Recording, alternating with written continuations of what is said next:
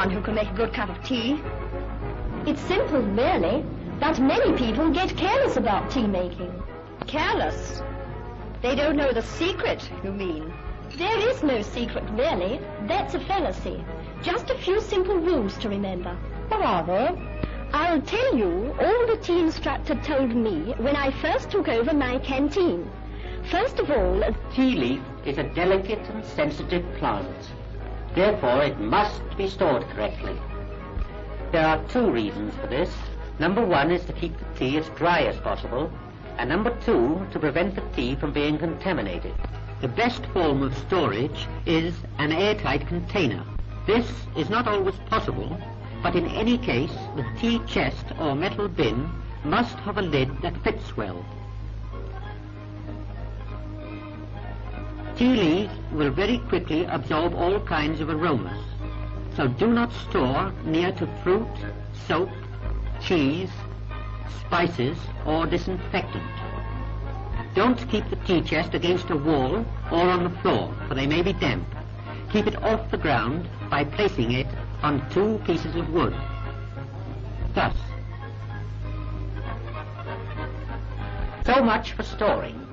Now for the tea making itself. There are 6 golden tips to remember in making good tea. Number 1, always use a good quality tea. It's cheaper in the long run, for in addition to a superior flavor, it yields more cups to the pound and is therefore more economical. Number 2, always use freshly drawn water. Remember, stale water means stale tea. Remember to warm the pot. This is most important, preventing loss of temperature. Number 4, make sure the correct proportion of tea is measured for the amount of water in the pot. Number 5, the water must just be boiling. Tea made with underboiled water will be weak and flavorless, whereas overboiled water becomes de-aerated and flat, and renders the infusion dull in color and insipid in taste. Number 6, last, but by no means least, let the tea infuse properly before serving. Natural soft water infuses more readily than hard and makes the best tea. What happens during infusion is this. The tea leaves are unrolled by the boiling water. Then they release their natural juices within the stated time. If left too long, the tea may become a little bitter. The time tea takes to draw varies with the grade of tea and the amount made. An ordinary teapot infuses in 3 to 5 minutes. An 8-gallon urn might take from 10 to 15 minutes. In this order, china, earthenware, electroplated metal, and stainless steel teapots are most suitable for making tea. Enamel and ordinary tin teapots are not recommended. If tea is to be kept in a pot for some time, the brew should be poured through a strainer into a second teapot which has been previously warmed. This will prevent the tea from becoming over-infused.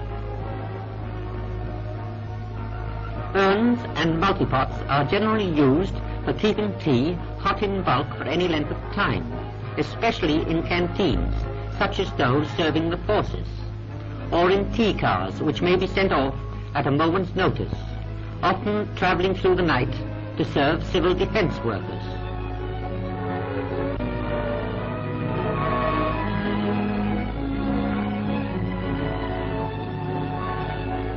And to help distressed people in bombed areas,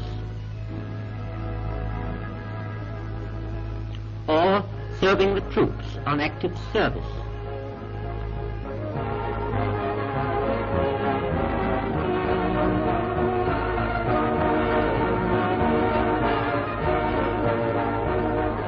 A multipot is an insulated urn which will keep the tea hot for several hours.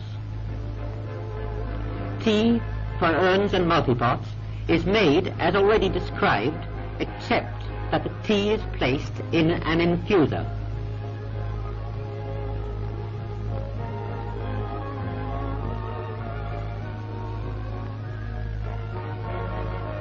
or enclosed in a muslin bag.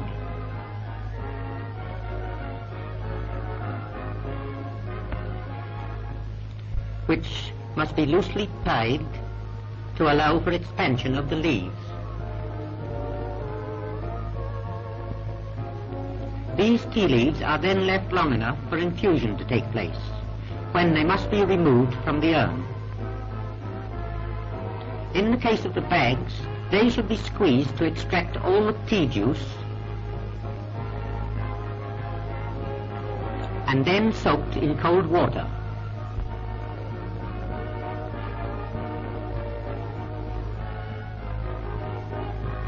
Afterwards, hung up to dry before using again.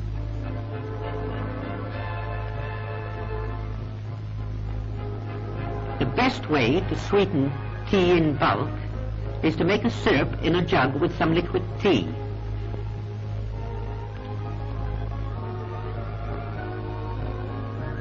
After making sure that all the sugar has dissolved, pour the syrup into the urn. If possible, pre-milk the cups, but if not, then do not add the milk to the tea in the urn until the last possible moment. The adding of the milk too soon causes the tea to deteriorate. You would not add milk to tea in a thermos flask, then try not to do so in an urn. Rather than do this, draw off a quantity of tea from the urn into a large teapot or jug to which the milk has already been added. Urns, multi-pots, and for that matter teapots too, should be kept scrupulously clean, both inside and out. Immediately after use, they should be thoroughly cleaned with hot water and a clean cloth. Should they become badly stained, a little whitening powder may be used, but on no account must soda, wire wool, or any abrasive agent be employed, for they would scratch the lining. One of the most important parts of an urn to clean is the tap, but more often than not, this is neglected. Remember, a dirty tap means dirty tea. When not in use, urns should be stored with their lids off and taps open. This will keep them fresh. In conclusion, remember, tea is not a manufactured article which can be made, bottled up, and served at will. It must be prepared every time it is required, and its Success or failure depends entirely upon the attention you pay to the 6 golden rules. 6 golden rules. Can I remember them? Of course you can. Try now. All right, here goes. Number 1, always use a good quality tea. Good. Number 2, always use freshly drawn water. Right? Number 3, remember to warm the teapot or urn. Everyone knows that one. And number 4? Measure the right quantity of tea for the amount of water in the pot. Very good.